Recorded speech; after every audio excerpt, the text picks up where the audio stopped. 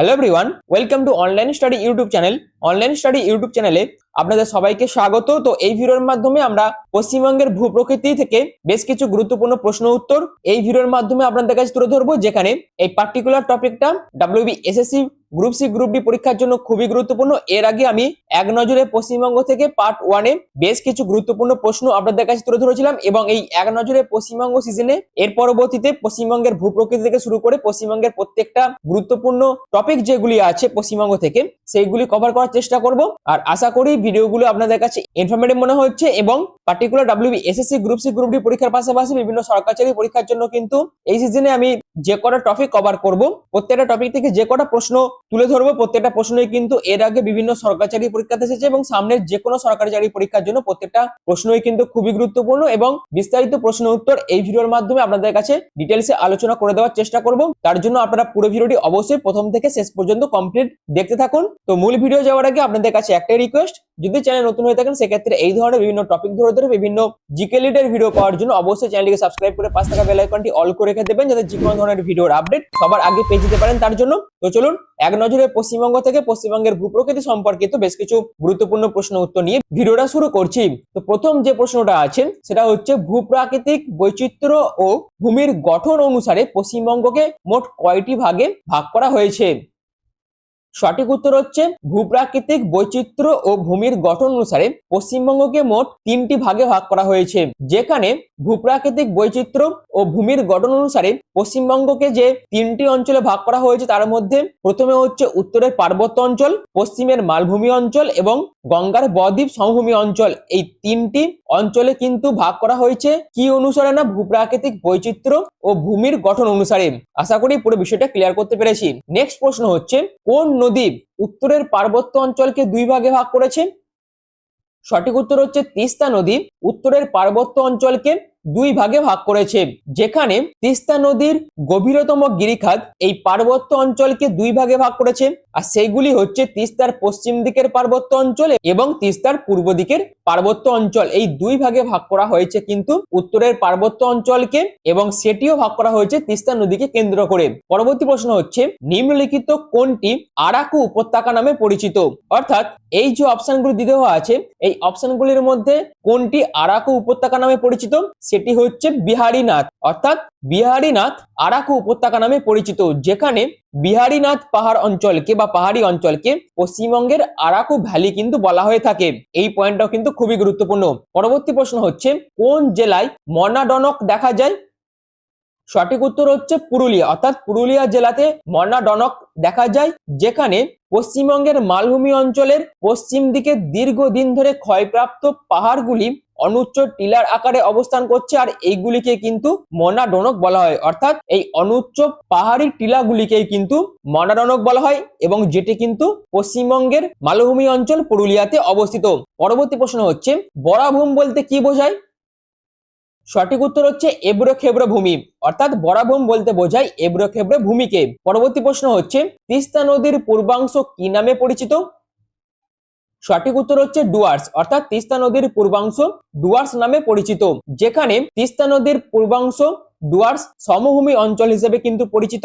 এইখান থেকে কিন্তু বিভিন্ন প্রশ্ন আসতেই পারে, এবং এই ধরনের প্রশ্নই কিন্তু আপনারা WBSSC group C group D পরীক্ষার পাশাপাশি পশ্চিমবঙ্গের বিভিন্ন সরকারি পরীক্ষাতে দেখতে পাবেন। তার জন্য ভিডিওটা কিন্তু খুবই গুরুত্বপূর্ণ, অবশ্যই প্রথম থেকে শেষ পর্যন্ত কমপ্লিট দেখুন। নেক্সট প্রশ্ন হচ্ছে, পশ্চিমবঙ্গে রুর হলো একটি ভূপ্রাকৃতিক অঞ্চল যার অংশ বিশেষ দেখা যায় যে জেলায়, সেটি কোন জেলা? অর্থাৎ এই সমস্ত যে অপশনগুলি দেওয়া আছে তার মধ্যে সেটি কোন জেলা? সঠিক উত্তর হচ্ছে পশ্চিম মেদিনীপুর। অর্থাৎ পশ্চিমবঙ্গে রুর হচ্ছে একটি ভূপ্রাকৃতিক অঞ্চল যার অংশ বিশেষ প্রধানত পশ্চিম মেদিনীপুরে দেখা যায়। পরবর্তী প্রশ্ন হচ্ছে, গঙ্গার মোহনার কাছে একটি দ্বীপ জেগে উঠেছে, সেটির নাম কি? যদি উত্তরটি জেনে থাকেন সেক্ষেত্রে অবশ্যই কমেন্ট সেকশনে মেনশন করতে পারেন। সঠিক উত্তর হচ্ছে অপশন সি, অর্থাৎ গঙ্গার মোহনার কাছে যে দ্বীপটি জেগে উঠেছে তার নাম হচ্ছে পূর্বাশা দ্বীপ। পরবর্তী প্রশ্ন হলো, ভারতের কাষ্ঠ ভূমিরূপ গঠিত হয়েছে কোনখানে? অর্থাৎ এই যে অপশনগুলি দেওয়া আছে এই অপশনগুলির মধ্যে ভারতের কোন জায়গায় কাষ্ঠ ভূমিরূপ গঠিত হয়েছে? সঠিক উত্তর হচ্ছে অপশন ডি, জলপাইগুড়ির বক্সা ও জয়ন্তী পাহাড়ে ভারতের কাষ্ঠ ভূমিরূপ গঠিত হয়েছে।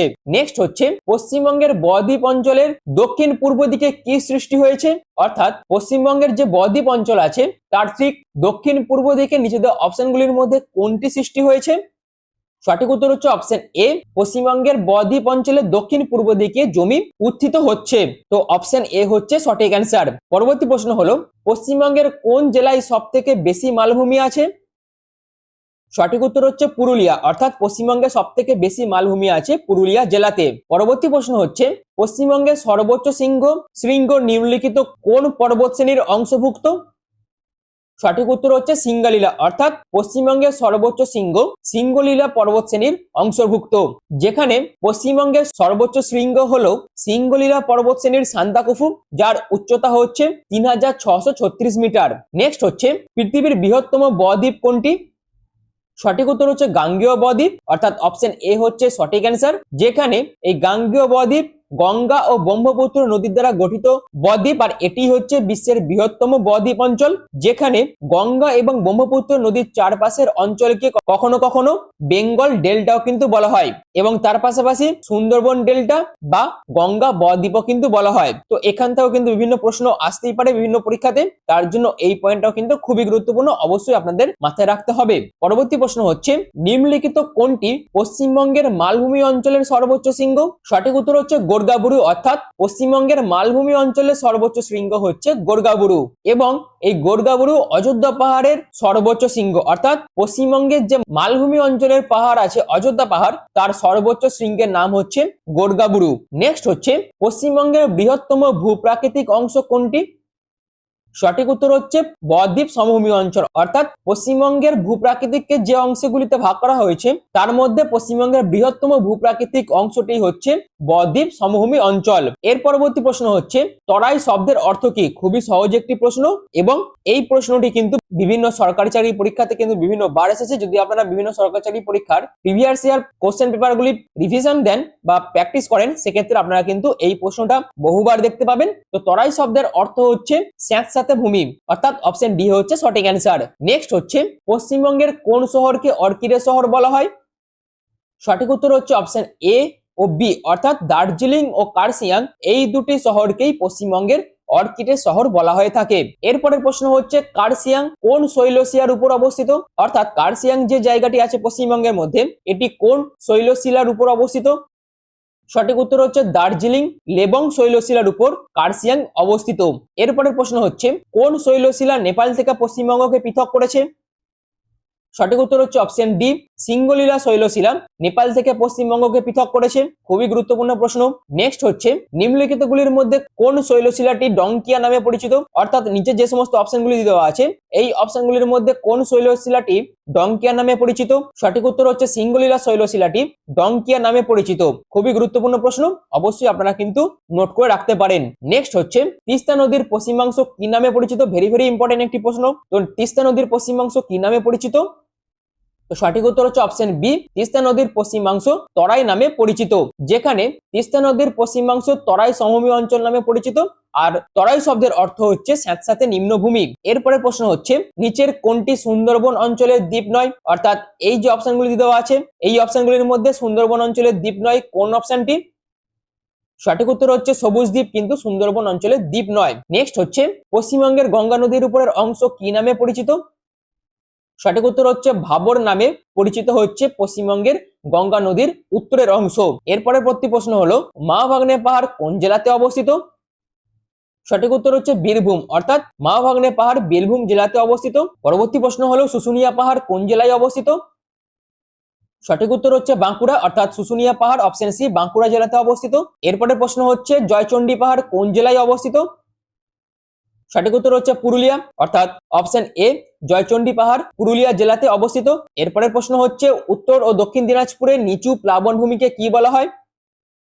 তো সঠিক উত্তর হচ্ছে তাল, অর্থাৎ দুই দিনাজপুরের যে নিচু প্লাবন ভূমি আছে তাকে বলা হয় অপশন বি তাল। নেক্সট হচ্ছে, কোন জেলায় সক্রিয় বদ্বীপ দেখা যায়?